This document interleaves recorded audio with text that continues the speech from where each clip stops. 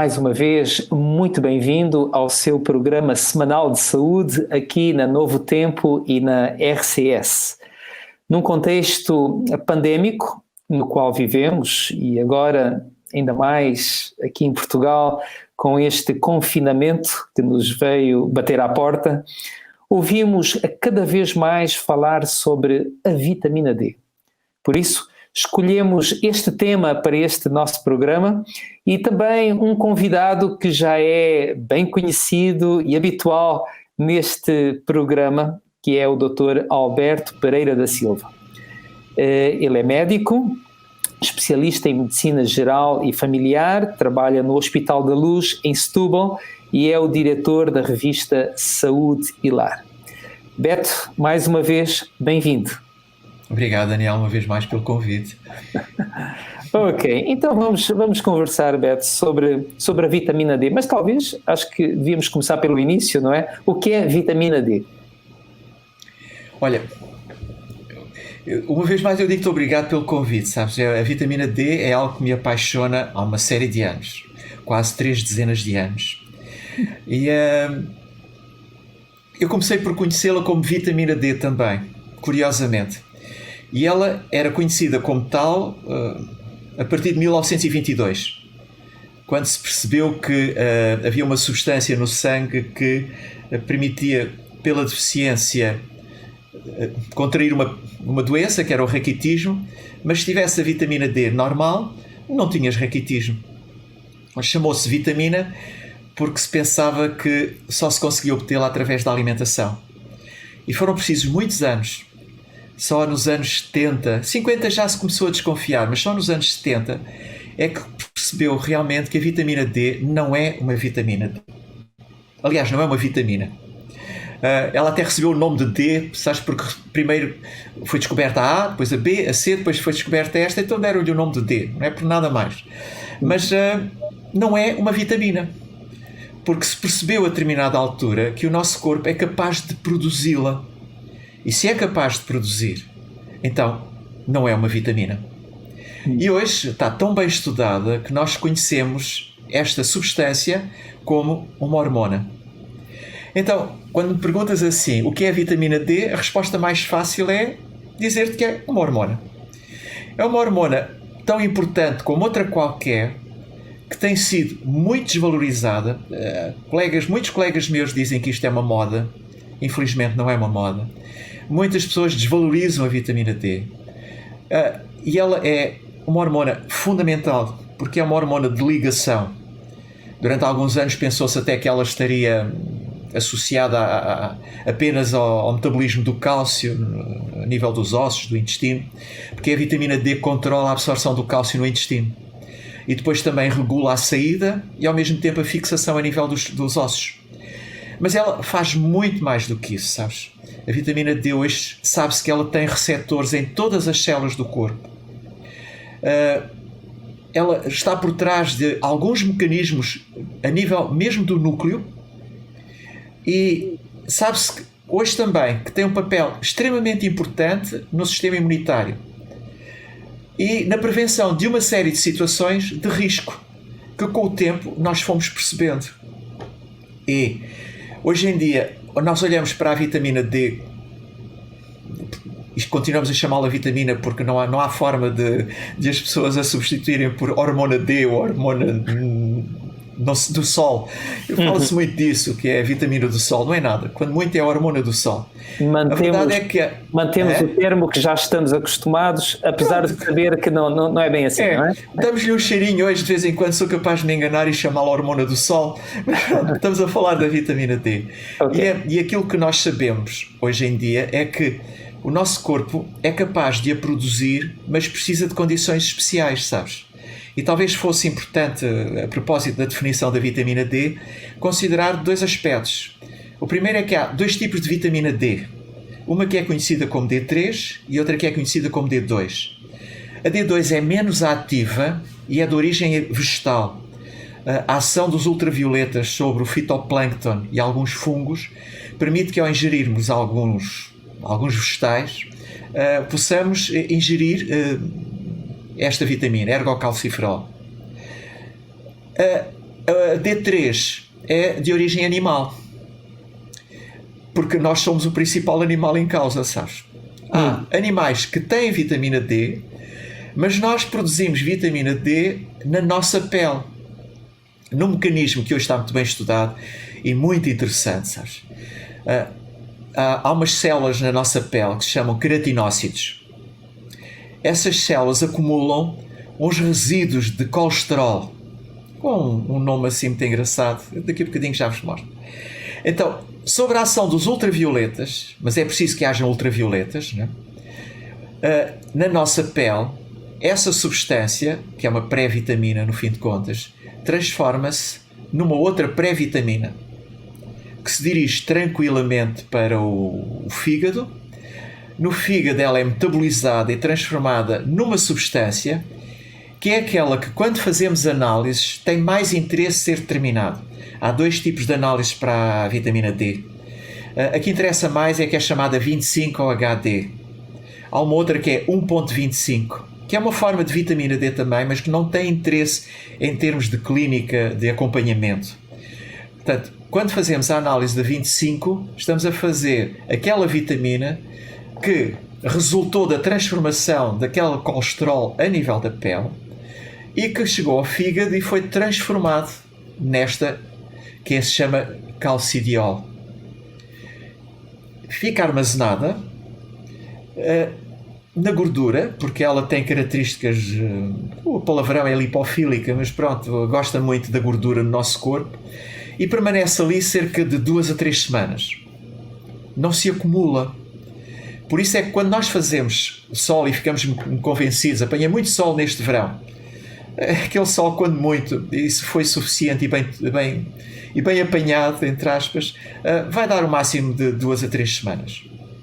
Agora, esta vitamina que circula no sangue permanece no sangue relativamente pouco tempo. Ela armazena-se no fígado ou então na gordura, como já disse. Em função das necessidades, ela é libertada da gordura ou do fígado, dirige-se ao rim, e então no rim é que é transformada na verdadeira vitamina D3, naquela que é a forma ativa, que é conhecida como calcitriol. Portanto, antes de termos vitamina D no nosso sangue disponível, é preciso dar uma série de voltas. E é preciso preencher uma série de critérios, sabes? E ao preencher esses critérios, é necessário realmente cumprir uma série de requisitos. Mas eu sei que tens para aí perguntas, eu não quero estar a monopolizar. Ok, bem, já começamos a perceber um bocadinho que não podemos armazenar no verão vitamina D para o resto do ano, não é? Agora, então, como é que, Beto, nós podemos obter a vitamina D e que quantidades é que precisávamos de ter para que tudo pudesse funcionar bem no nosso corpo? Olha, eu vou pedir ao Joel para mostrar um slide que eu tenho aqui para partilhar convosco. Consegues ver, Daniel? Sim, sim. Uhum. Então, isto é o nosso mapa do mundo. Há uma linha neste mapa que vai aparecer e que é extremamente importante. Paralelo 30. O paralelo 30 acima do Equador e abaixo do Equador limita uma zona, que é esta zona que está aqui, que eu vos mostro, que é esta zona aqui do Equador, em que o Sol tem uma posição alta e nos fornece muitos ultravioletas. Acima do paralelo 30, e nós estamos em Portugal, portanto estamos acima do paralelo 30, o Sol no verão produz bastantes ultravioletas, mas a partir de outubro já não tem interesse nenhum. A camada atmosférica, a camada de ozono filtra os ultravioletas, para além do facto de nós andarmos todos tapados, e portanto já não é útil. Mas realmente a grande fonte de vitamina D é o Sol. Este é aquele gráfico que eu ainda há bocadinho te estava a mostrar. Estás a ver o colesterol na pele, com o efeito da luz do sol, vai para o sangue, chega ao fígado, transforma-se em calcidiol. Se é preciso vitamina D, vai até ao rim. No rim transforma-se em calcitriol. E então surge este mecanismo de regulação. Deixa-me só dizer-te isto para não esquecerem. Sistema imunitário, cancro, doenças cardiovasculares, doenças autoimunes, diabetes, esclerose múltipla, saúde mental, doenças da pele, todas elas podem ser influenciadas pela vitamina D. Então, quando olhamos para ela, não podemos olhar como sendo uma coisa a desprezar.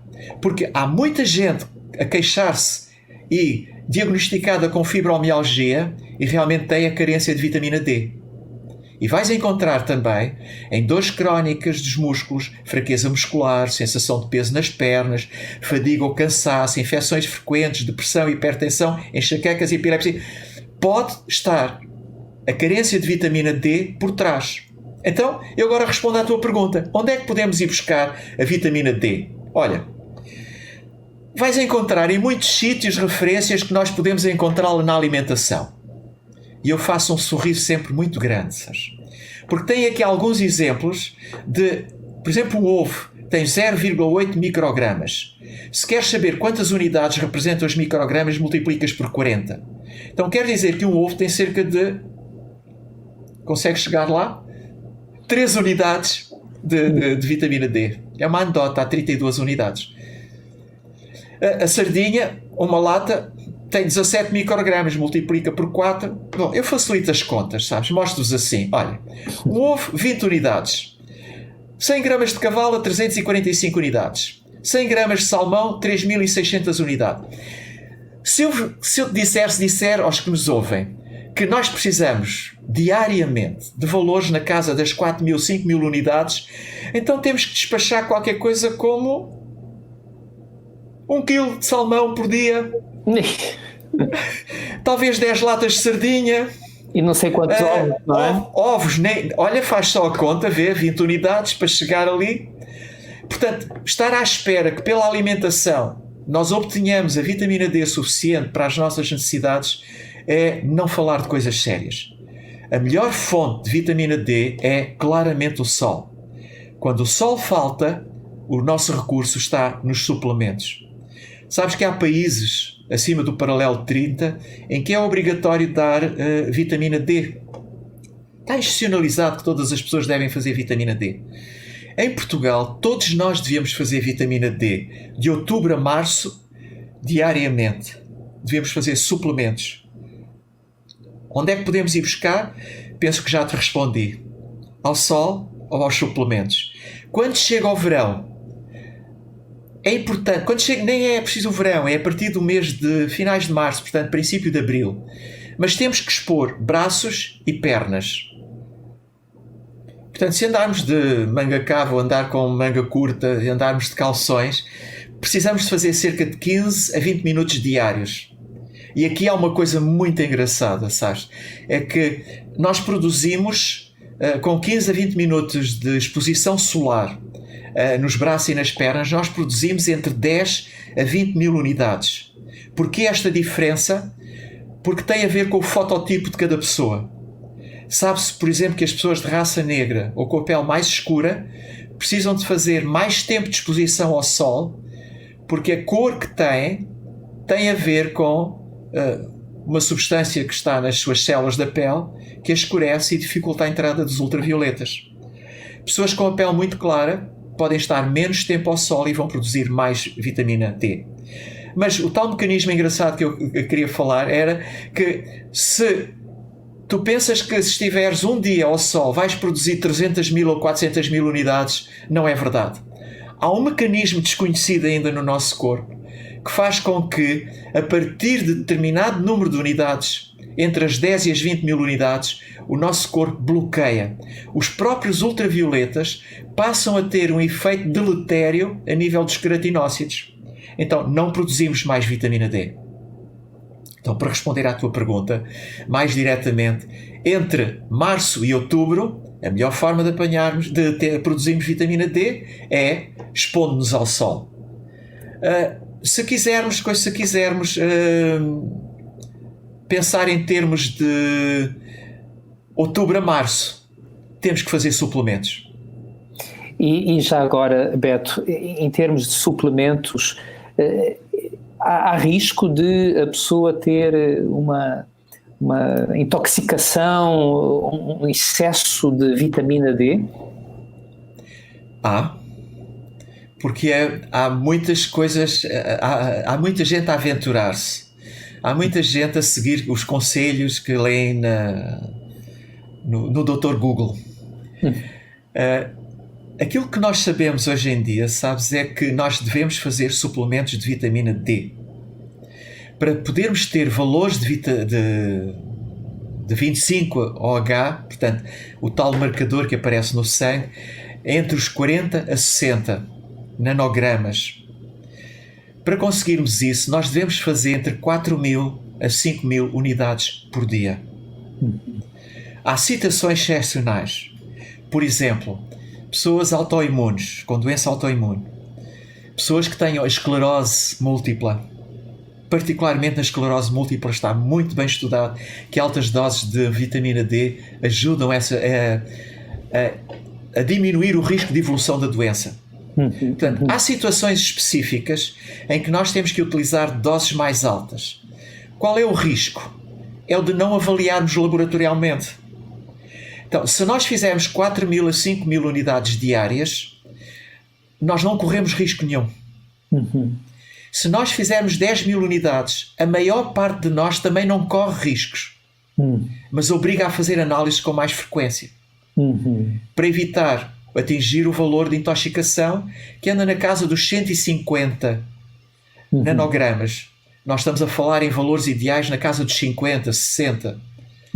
Portanto, são valores muito abaixo do valor da toxicidade.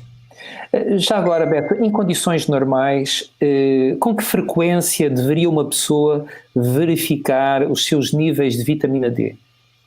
Através de análises? Até atingir o valor dos 40 a 50, na minha opinião, e eu faço isso com os meus pacientes, eu peço 3 em 3 meses o controle da vitamina D. Logo que tu atinges o valor dos 50 a 60, entre 40 a 60, eu passo a pedir de 6 em 6 meses. À entrada do inverno, portanto no mês de outubro e em março, para depois poder combinar com as pessoas, fazer um plano e dizer, olha, vamos fazer vitamina D nesta dose, até atingirmos o patamar ideal, e no verão, para perceber se... Porque apesar de estarmos no verão, há muitas pessoas, sabes, que cometem erros. Já agora, deixa-me só dizer-te isto que acho muito importante, que é, há muitas pessoas que vão para a praia e saem de casa já com protetor solar.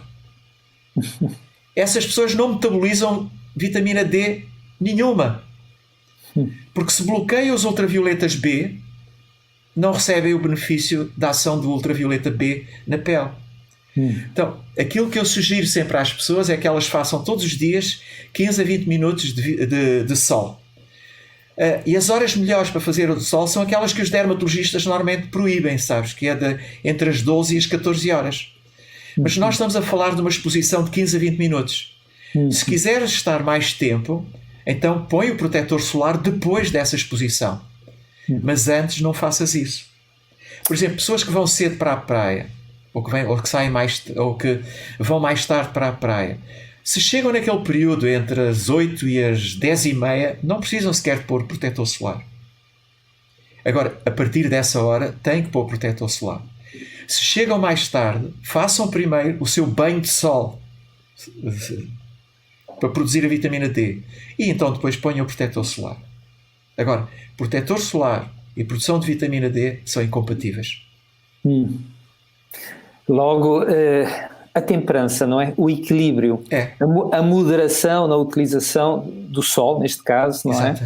Mas precisamos dele mesmo naquelas horas consideradas perigosas, não é? Sabes que eu às vezes a brincar digo, se dependesse de mim eu enviava toda a gente para as Seychelles, para as Maldivas, quando é inverno. Não posso, tenho que passar suplementos. Ok, muito bem, muito bem. Beto, uma outra questão. Já num slide há bocadinho mostraste que há implicações, esta hormona, portanto a vitamina D, acaba por ter um impacto em várias partes do nosso corpo. A deficiência da vitamina D, que tipo de problemas pode causar? Olha, deixa-me mostrar-te um outro slide. Eu preciso que o Joel me ajude. Vê já. Estás a ver, Daniel? Sim, sim. Uhum. Ok, então, para responder à tua pergunta, eu prefiro utilizar o PowerPoint, sabes? Só para vos dizer que níveis sanguíneos ótimos de vitamina D diminuem o risco de morte precoce em mais de 80%. Níveis mais baixos de vitamina D elevam o risco de ataque cardíaco em 64%, de morte prematura em 57%, de doença isquémica cardíaca em 40%, de morte por outras doenças cardíacas em 81% mais. Os pesquisadores concluíram que podemos verificar que há uma forte correlação estatística entre um baixo nível de vitamina D e de alto risco de doença cardíaca e de morte precoce. E a equipe constatou ainda, e isto, sabes, eu tirei este estudo, que é do Sunlight Institute, mas tu vais encontrar imensos estudos que permitem afirmar isto. Por exemplo, se uma mulher grávida tomar suplementos de vitamina D, o risco do seu filhote vir a ter diabetes tipo 1 é de 50% menor em relação àquelas que não fazem nada. Por exemplo, eles repararam que níveis suficientes de vitamina D foram 2 vezes mais propensos a terem diabetes, 40% mais propensos a terem pressão arterial alta, 30% mais propensos a sofrerem de cardiopatias, doenças cardíacas. E aquilo que dizia ainda há bocadinho, diagnosticadas muitas delas como tendo fibromialgia. Eu podia cansar-vos a mostrar-vos slides com estudos que mostram os riscos que nós corremos por não fazer a vitamina D ou não termos a vitamina D nos níveis adequados. Não é uma panaceia, não é uma cura milagrosa, mas é muito importante, sabes? E quando se invoca uma coisa que é verdadeira, sabes? É que as análises que fazemos ao sangue para determinar a vitamina D dependem muito da qualidade do laboratório e da técnica utilizada no laboratório. Essa verdade também acontece quando vais determinar uma hormona da tiroide, quando vais medir uma insulina. Depende muito também da qualidade do laboratório, da técnica, da exatidão e dos padrões que eles utilizam. Agora, há uma coisa que as pessoas não podem esquecer, sabes?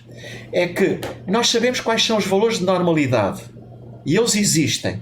Mesmo que possam haver pequenos desvios, a verdade é que todas as pessoas que tiverem um valor abaixo de 20 nanogramas têm deficiência de vitamina D e correm riscos de saúde preocupantes, particularmente a nível do sistema imunitário, mas também a nível cardíaco, para não falar, claro, na questão da osteoporose e de assuntos como esse.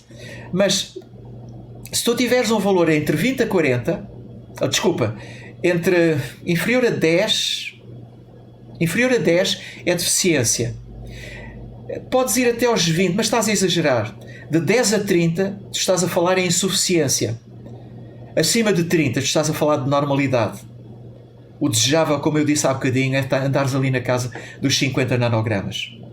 Agora, se existem estes valores que determinam o que é deficiência, insuficiência e o que é normalidade, dizer que a vitamina D é mais uma moda do que outra coisa é estar a ignorar um facto que determina a qualidade de saúde de muitos de nós. Pois é, Beto, muito obrigado. De facto, sabemos que existem algumas vozes que se levantam e discordam, sobretudo em relação aos valores mínimos, mas há um grande consenso sobre o papel da vitamina D. E todos nós precisamos de estar atentos a esta questão, porque é uma questão de saúde muito importante, não é? Agora, a pergunta... Deixas-me dizer só uma coisa, Daniel. Sim. Eu trabalho no hospital onde eu trabalho há 12 anos. E eu tenho, por princípio, todos os meus pacientes fazem a terminação da D3. Eu tenho mais de 3 mil, uma casuística com mais de 3 mil casos. 91% deles têm insuficiência de vitamina D. Pois é. Isto não é obra de acaso. Pois. Percebes? E Os valores não são mais altos, porque muitas das pessoas, portanto, a estatística está enfermada por resultados anteriores, não é? Que eram muito baixos. Cada vez há mais consciencialização por parte das pessoas que devem fazer e, portanto, começamos a assistir já muitas pessoas, a ver achados laboratoriais de pessoas com valores já muito mais dentro da normalidade. Mas a grande maioria da população portuguesa tem deficiência ou insuficiência de vitamina D. E não podemos esquecer os estudos entre aqueles que mencionaste que estão a demonstrar exatamente a realidade e a necessidade e a pertinência. Agora, estamos a terminar o nosso programa, mas há uma pergunta incontornável. E a Covid-19? O que é que a vitamina D tem a ver com a Covid-19? Por que é que se fala tanto na vitamina D neste contexto da Covid-19? Por causa do sistema imunitário, sabes? A vitamina D tem, como eu disse ao princípio, tem receptores específicos a nível das células. Todas as células têm um receptor da vitamina D. E ela atua em algumas células, levando-as a produzir duas substâncias que são consideradas antibióticos naturais. Nós sabemos que a vitamina D é extremamente importante na gestão de alguns aspectos do sistema imunitário, em especial na produção das células T, os linfócitos T. Nós sabemos que a vitamina D tem uma influência muito grande a nível da interleucina 2 e da interleucina 10, que são duas interleucinas extremamente importantes no nosso sistema imunitário, na defesa. E nós sabemos também que a vitamina D atua diretamente no processo inflamatório, reduzindo aquilo que hoje é conhecido na gíria do Covid como a tempestade das citoquinas, que são substâncias que levam à inflamação. A vitamina D reduz o circuito da produção das citoquinas.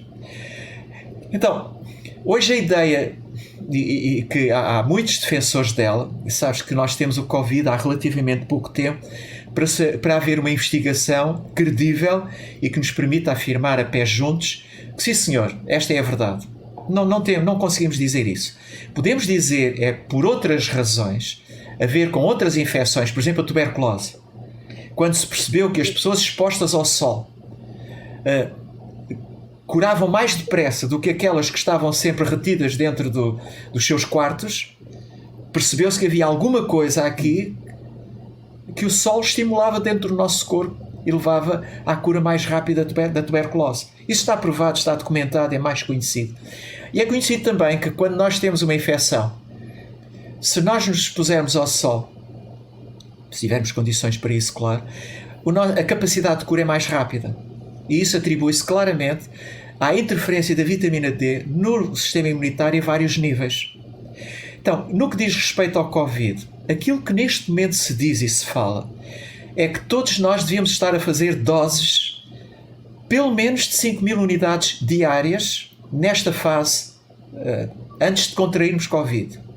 Se contrairmos Covid, nós devíamos aumentar imediatamente para 10.000 unidades durante o tempo que estivermos com o Covid. E é aquilo que eu te posso dizer. Agora, há quem defenda isto, há quem afirma pés juntos, já com alguns estudos, que os resultados que obtiveram foram muito bons. Acelerar a cura, diminuir os riscos de efeitos secundários, muito bons.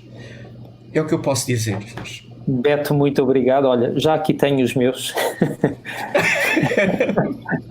E muito obrigado. De facto, olha, deixas-me dizer só uma coisa só que eu penso que eu sei que o tempo está a contar, mas há pessoas que põem uma questão que devem tomar K2. Encontram já muitos conjuntos de cápsulas de vitamina D com vitamina K2. Vem com a designação de MK7. A associação das duas coisas num jovem não tem tanto interesse como numa pessoa a partir de 50 anos. Porquê? Por causa do efeito protetor cardiovascular que a K2 com a vitamina D pode ter. No caso do Covid não tem interesse, basta a D3. Mas se a pessoa tiver problemas vasculares, cardiovasculares, de coração, E porque se sabe que o Covid também interfere no circuito da coagulação, então se calhar faz sentido fazer K2 juntamente com a vitamina D. Desculpa. Beto, muito obrigado. Faz sentido estarmos particularmente prevenidos e sermos cuidadosos, porque estamos a viver num momento crítico e difícil de saúde pública. Beto, muito obrigado pela preciosa e importante informação que partilhaste connosco. Marcamos encontro para um próximo programa dentro de pouco tempo e muito obrigado mais uma vez, Beto, por teres estado connosco. É um prazer para mim, obrigado. Marcamos encontros também consigo, que nos vê e ouve, já para a próxima semana, aqui no nosso programa Vamos Falar de Saúde, que é emitido aqui na RCS, também na Novo Tempo. E se quiser fazer alguma sugestão, pergunta ou alguma observação, não hesite, colocamos à sua disposição os nossos contactos, que são o telefone 933-939291 e programas@novotempo.pt. Tudo dito por hoje. Obrigado pela sua escolha, por ter estado connosco e até breve.